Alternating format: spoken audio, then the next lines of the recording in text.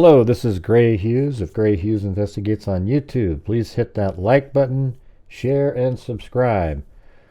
I've been covering a carjacking in Seminole County, Florida, and yesterday it just took this crazy turn where there's a lot of information and it's a puzzle to try to put together. So if we go back in time, an individual named Catherine Aguasvivas, it looks like down in Homestead, Florida, really southern end of Florida, and drove up into Seminole County. It's over a 200-mile drive. Her vehicle was seen driving northbound through Jupiter during the trip. And then it also stopped at a gas station at 3:30 to 4 at State Road 436 and U.S. Highway 1792. So if you look at the map here, they started off way down here in Homestead. She did. And then drove all the way up. And then right around in this area, right here, it's actually a mobile gas station. I think Shell and Mobil are the same, like Shell Mobil. Or maybe they just combine together sometimes. I don't know, but I'm pretty sure that's the gas station. Either way, it's a gas station in this exact area right here. 1792 and 436. And from there it drove a little bit further and took a right here on Button Road. So it turned right here, and then it got onto Seminole Boulevard. And then it drove on Seminole Boulevard, and then it becomes E Lake Drive. And then right around in this area, a green 2002 Acura started bumping into the vehicle. Now, at that moment, she called her husband and said, "Hey, there's this car bumping me." I mean, this is what the husband is saying. We don't know if this is really what was said or not. And he said, "Just don't stop." But neither of them called 911, which leads you to believe that she was up there for some nefarious reason. Something that they didn't want police to know about had they showed up on the scene. And also, when Miguel, the husband, was asked about it, he said she was driving up there to visit relatives, but law enforcement was unable to find any relatives living in that area, near Orlando up here. And that also makes you wonder, why did Miguel lie about that? That's interesting. So she was up there for a different reason. Now, was she just sent up there and perhaps Miguel set something up to take her life? We don't know. However, there are at least two individuals. I don't see any other movement in the vehicle. You'll see this video right now. So after the green Acura bumped into it right here, it drove up to this intersection right here at this light, and it was a red light. Then the individuals got out of the green 2002 Acura, and this is what it looked like.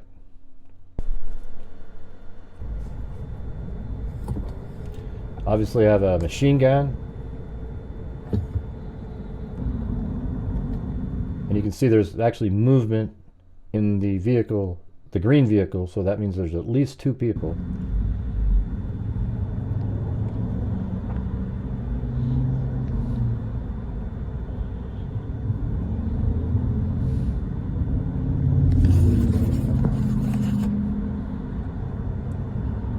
And you can see the sign on the back of her car. It says "For Sale." It has a phone number on it.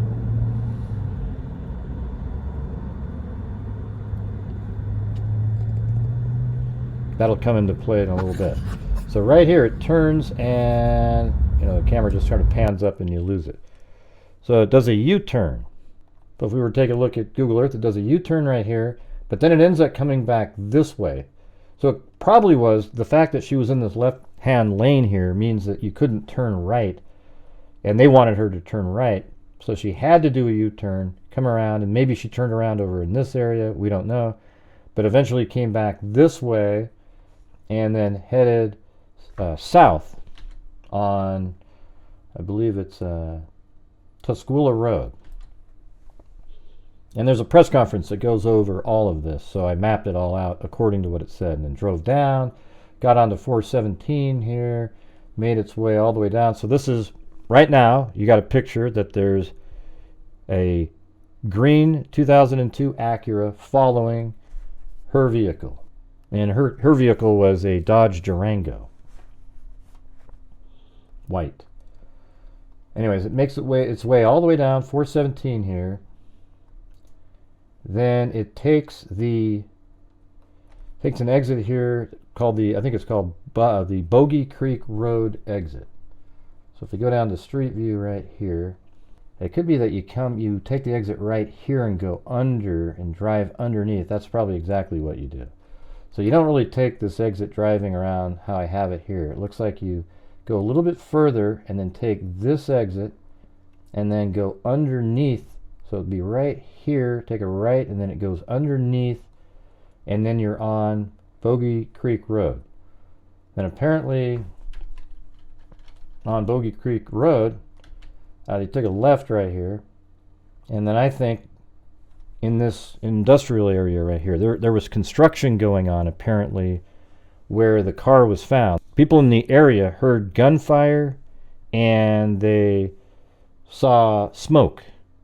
And it turns out that the Dodge Durango was set on fire, and Catherine Aguasvivas was inside the vehicle and burned, and she was shot.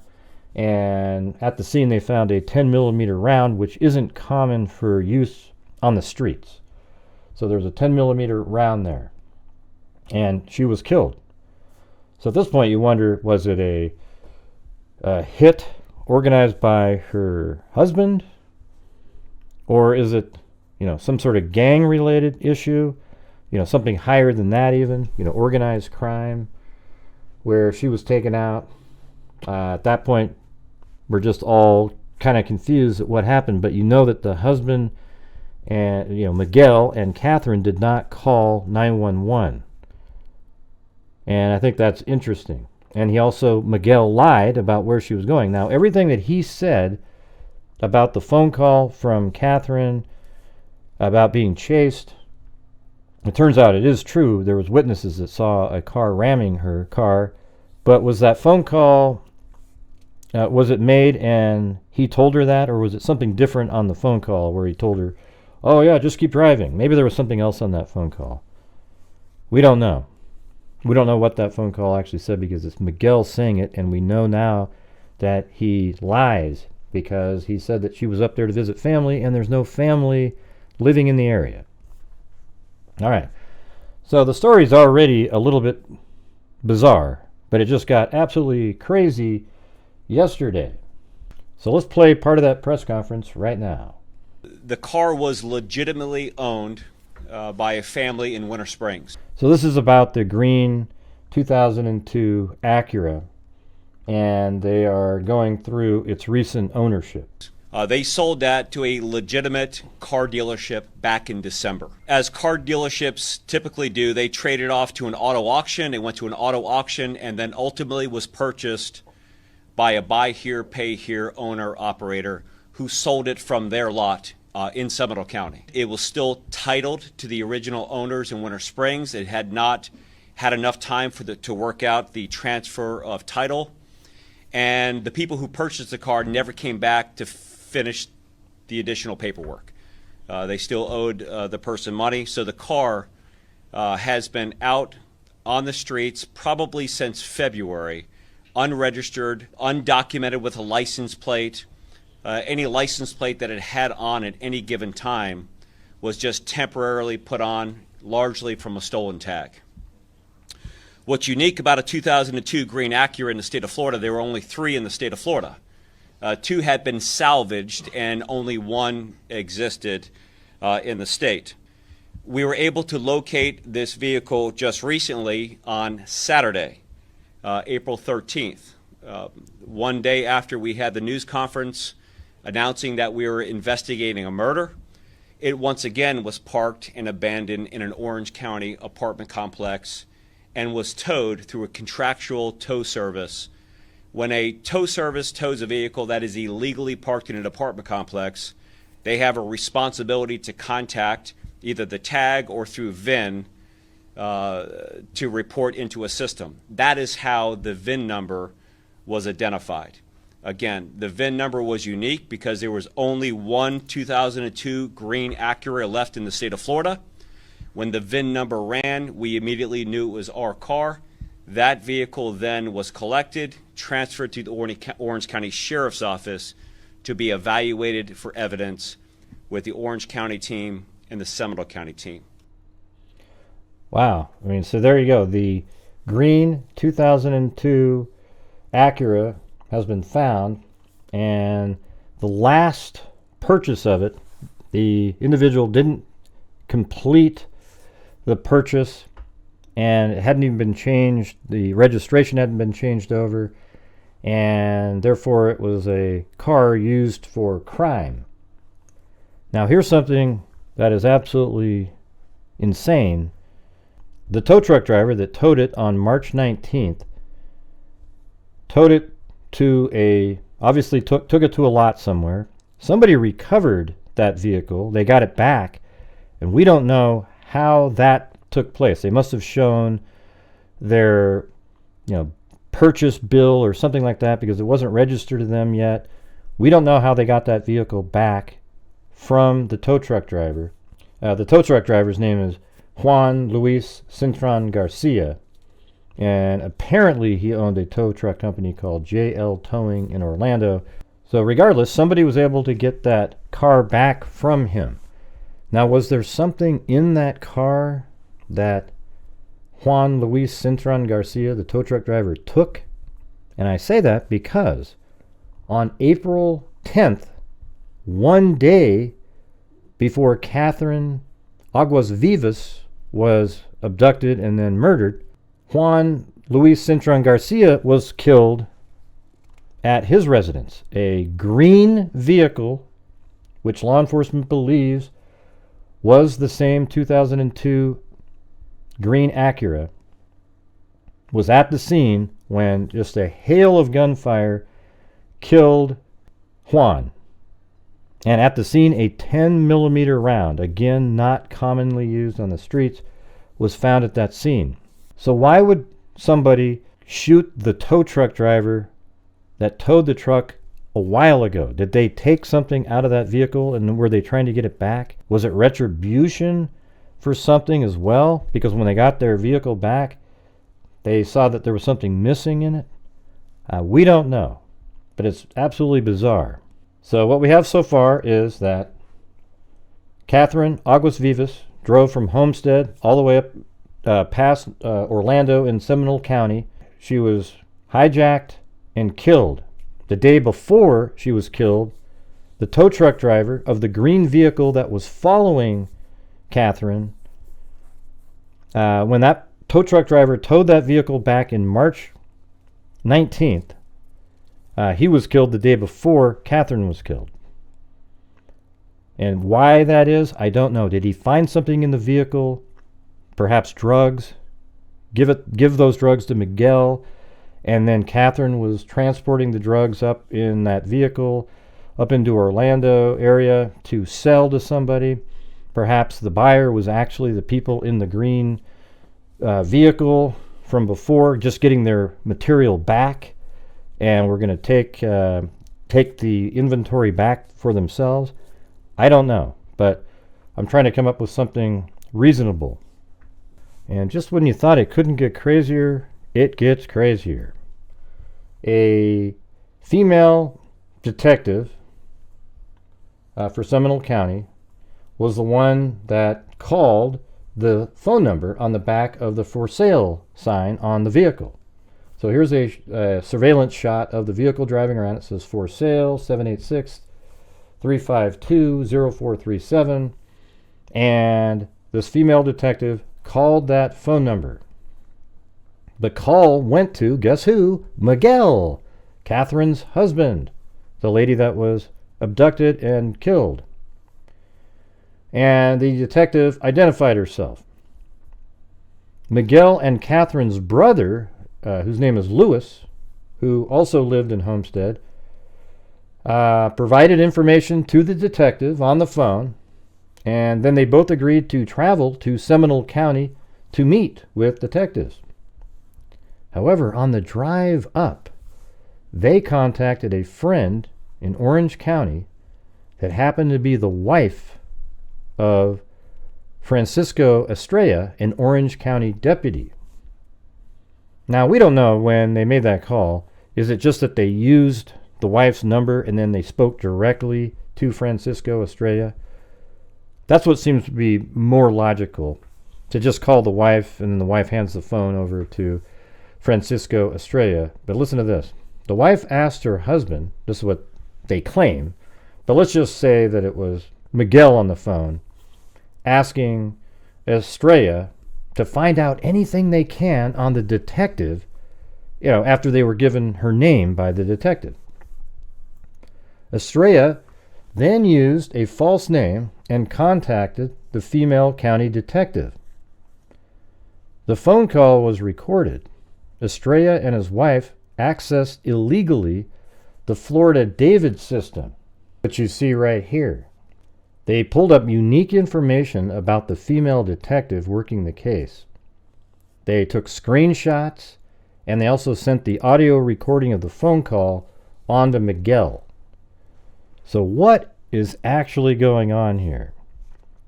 Is this Estrella individual, Francisco Estrella, the Orange County deputy, is he part of organized crime where he was sort of implanted in the police force or recruited as a deputy by organized crime to keep a lookout and do certain things behind the scenes? Or was this just a one-off event by him? There are so many theories that you can come up with. You can come up with a hit for hire by the husband. You can come up with organized crime, drug transportation that was intercepted. But one thing we know for sure is Miguel, the husband, knows way, way more than he is saying. Let me see if I can recap this whole thing really quickly. Catherine Aguasvivas drives from Homestead, Florida, up into Seminole County, Florida. On the way to wherever she was going, her vehicle was rammed by a 2002 green Acura.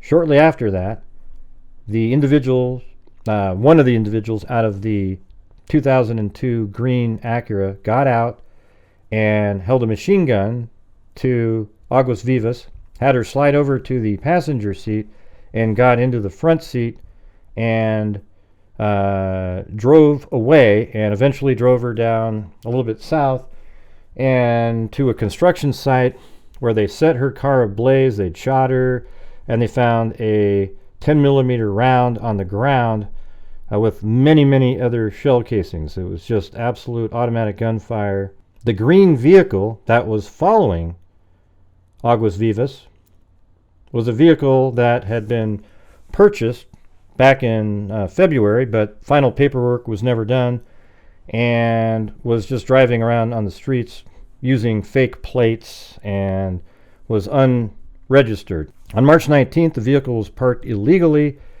in an apartment complex, and it was towed away. On April 10th, the tow truck driver of that vehicle was killed. And the owners had got the car back, but they decided they needed to kill him anyways. Why they wanted to do that, we don't know. Then the following day is when the Aguasvivas kidnapping and murder happened.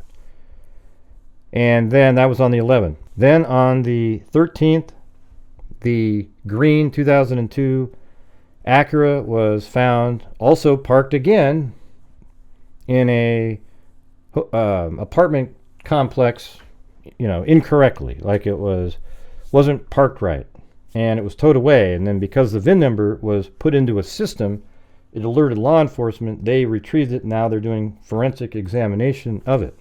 Also, after the press conference on the 12th, so the day after the murder of Aguasvivas, there was a press conference, and after that, and during that same time, law enforcement decided to call the phone number that was on the back of Aguasvivas' vehicle, which is right there. So a detective decided to call the number on the back of Catherine's vehicle, and it went to Miguel. And then Miguel, along with Catherine's brother, were apparently speaking with this detective, and it's a female detective, and they were told to, asked if they would go up to Seminole County, and they agreed to. And they got the detective's name. Then they hung up the phone. Then they called a friend up in Orange County, a female friend whose husband is a Orange County deputy by the name of Francisco Estrella. Estrella then looked up, by the request of Miguel, looked up the information on this female detective in a system called the David system. And they recorded the phone call they had with the female detective, and they took screenshots of the information, the private information about the female detective, and sent all of that to Miguel. Now, was that for intel, or was she, intel in terms of discussing and talking with this detective? Or was there something way more nefarious? And I think there's something more nefarious. I mean, I think it's possible that they were going to either threaten her or take her out like they did the tow truck driver and Catherine. I think they're all part of something. Miguel obviously knows way, way more than what he's saying. And so that deputy, Francisco Estrella, has been arrested, and Miguel is still out and about. Apparently he hasn't done anything wrong at this point. But he is absolutely aware of why his wife was murdered. I have no doubt at all. All right, you guys. Well, thank you all for watching. I know it's kind of a complicated case, but I think if it's explained right, it makes sense, and hopefully I did that for you. All right, so leave a comment in the comment section and let me know what your theory is. There's a whole host of theories that you can come up with. Mine is that there was some kind of drugs in the green 2002 vehicle when it was towed. The tow truck driver then somehow knew Miguel and gave these drugs, let's say, to Miguel, and Miguel had Catherine drive them up to Seminole County, Florida, but the people that they were selling to perhaps were even the original people that had the drugs taken from them in the green 2002 Acura. And then they retrieved their drugs by killing Catherine after they took the drugs out of the white van. It could be a million different things. That's just a theory that sort of makes sense and ties in the tow truck driver. All right, so thank you all very much for watching. Again, leave a comment. And as I always say, oh, by the way, hit that like button right now. And as I always say, everybody, until next time, be safe out there.